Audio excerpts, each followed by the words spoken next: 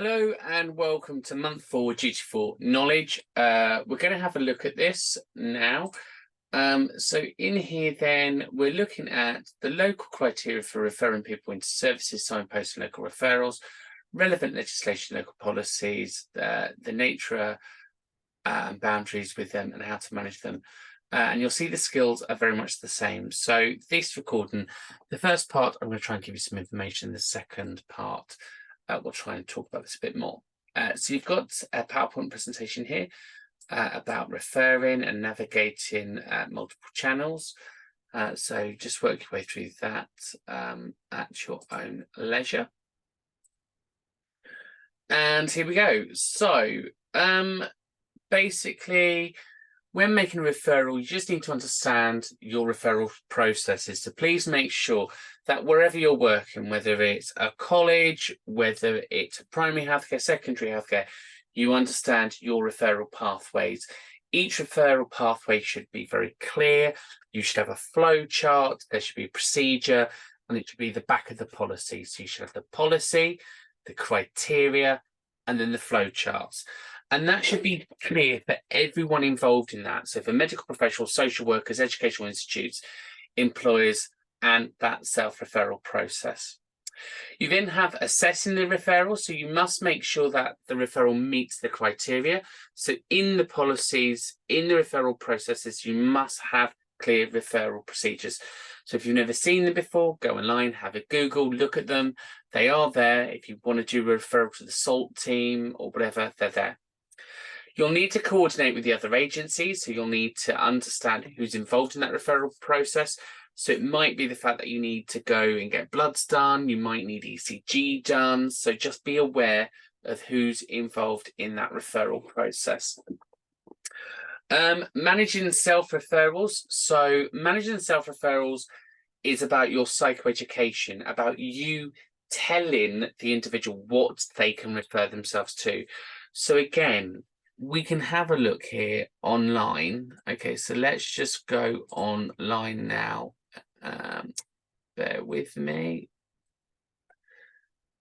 Okay, let's go to Google.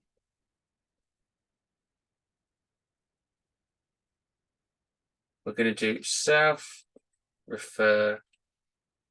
for health in mind. There we go. New online self-referral. Just go in. Complete it yourself. You do not need to be referred. How do I self-refer? Complete online self-referral. There you go. There's your self-referral form. Again, it gives you a crisis plan. It tells you what to do. It tells you where you can go. So it's so important that you're aware of these. Now, again, here in this self-referral form, you can see it's got the PHQ-9. So that's the mental health scale for depression. We've got the GAD-7. That's the anxiety scale and any additional information.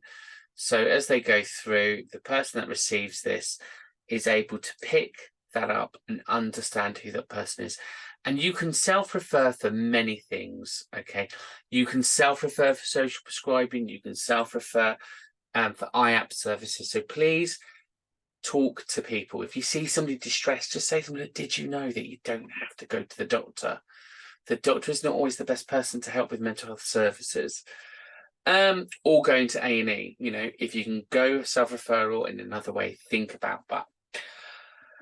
Maintaining those records, if you do talk about self-referrals or referrals, make sure you record it, evaluate those outcomes, and look at those accesses to equality and accessing those, and obviously comply with local legislations.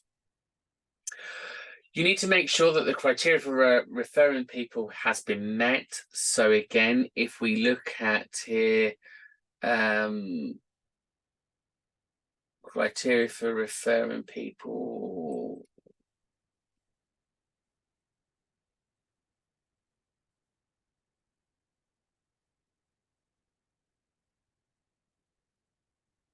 Oh, let's have a look. So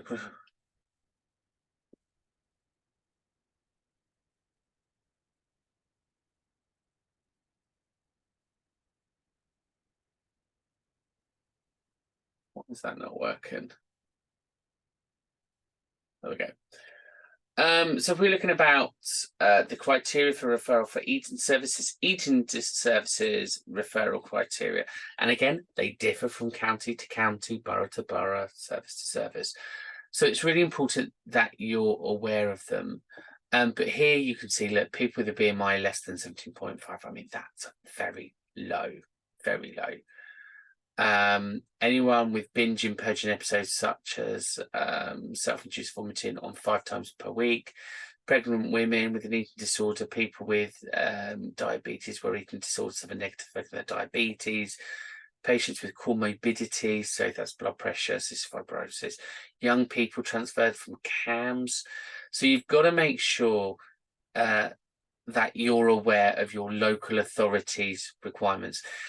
And I have to say, ours in the southeast is much more rigorous than this. So it's important you're aware of those criteria. So it's okay suggesting something, have you thought about, for example, you might want to do the sleep clinic.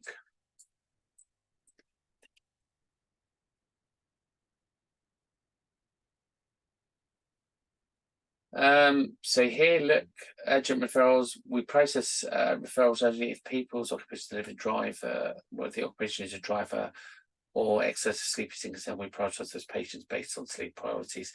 I think Hastings, you can do a self-referral. They go to look there. They do not accept it from patients, from primary insomnia. They should be referred from the Insomnia Clinic, University College London, for snoring without sleep, apnea, ears, nose, and throat. So it tells you non-GP referrals. All other referrals must be made by a consultant or sent to us letters. Please address sleep consultants. There you go. So actually, you can see there, if you want to go to the sleep clinic, you've got to be referred through your GP. So now you know. So you can say to somebody, look, did you know that we've got a sleep clinic? If you're not sleeping well, again, more for sleep apnea, people waking up, not breathing through sleep processes. So just Google them, be aware of them. So if you're asked, you know what they are. Okay, that's all we're saying. Again, for signposting then, you can always signpost for things. So again, sleep hygiene, there's loads of sleep hygiene stuff. Look. So again, I always prefer Google. It's a better search engine. Free online sleep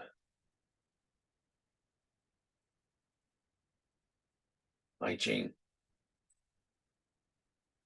Dealing with sleep problems, struggling with sleep, NHS. And they normally, Better Health, Every Mind Matters. They normally come up with lots of useful things, loads of stuff there. Insomnia, get sleep tips sent to your inbox, signs for sleep problems, causes of sleep problems, expert advice for dealing with sleep problems. You're not going to get more from this than you would from your GP, to be fair. Fall asleep faster, lots of things, and then ways that you can help people and urgent support. So lots of things that you can do, you just need to know. So just use the language to get the right answers for signposting. And again, same for local services. So relevant legislation, policy and procedures. What I would say very much around keeping data and sharing is you should have good information governance. Your information governance covers your data protection, your freedom of information, and then again, health insurances, whatever. You should have cybersecurity measures. You should have local security policies, and again, local reporting protocols. And for data sharing, you should have data sharing protocols and record keeping, same for record keeping. So if you haven't done an information governance course, you really should. And I don't know whether you can do them free in ELF. Let's just have a look. Because if we can, I'll add that in.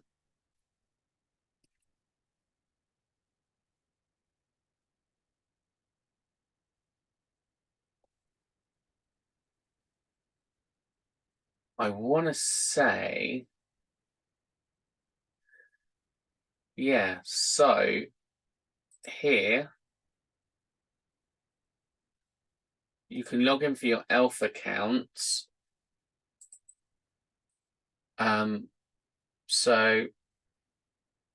Register. You register with a work. It doesn't have to be work. You can do personal. You can log in here and you can do free certificated training. So I'm going to add that in here for you. Where did I see training? I definitely saw training on here, didn't I, people? Record keeping access audited. Might be under skills, but anyway, I'm going to put that in there so you've got it.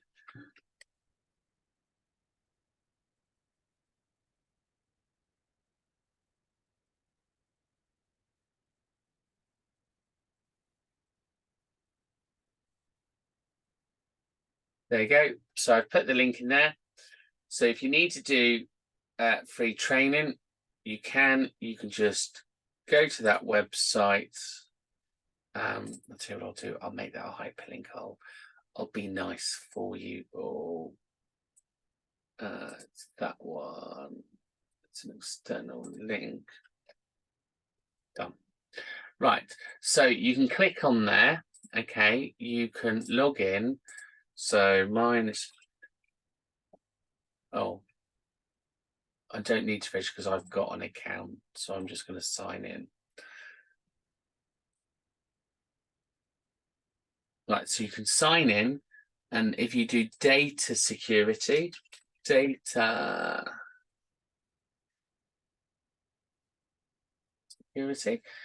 come up with all the information governance stuff.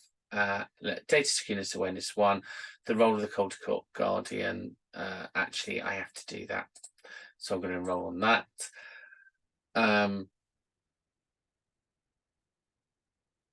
So that's fine. Look, I've got social prescriber, I've got loads on there. And then once you do the training, you get your certificates. So you can then access your certificates there. I don't know why I can't access my certificates, but anyway, the certificates are there. So once you've enrolled, you can go in and look. There's loads of data security ones. The role of, and some of them are quite big, right? So just have a look. Data security awareness level 1, right? You can have a look at that, see what that looks like. This will be entity such as mandatory SMT. Your alpha account. Do you want to continue? Yes, fine. So that's now going to be up here somewhere. I've got so many in my account. So for example, if you complete a course, there you go, look, you then get your certificate. So that's what they look like. Great. And then it has a transcript of how long it's taken you to do it.